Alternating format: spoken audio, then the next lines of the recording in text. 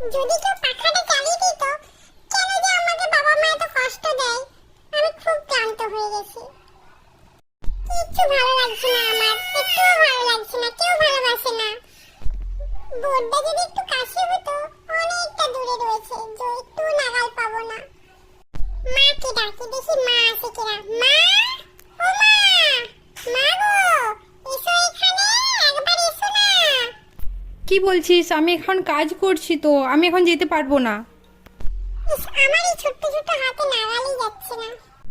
দেখি তো আরেকবার চেষ্টা করে দেখি। উফ, হচ্ছেই না, ভালো লাগে। মা আসবে না বললো, দেখি আরেকবার দেখি। ও মা, দেখো এখানে কি হয়েছে, দেখবে এসো, তাড়াতাড়ি এসো, তাড়াতাড়ি। কি হয়েছে, কি হয়েছে, তাড়াতাড়ি বল। পাখাটা একটু চালিয়ে দাও মা। ওহ, এই ব্যাপার, পাখাটা একটু নিজেও চালিয়ে নিতে পারিস নি?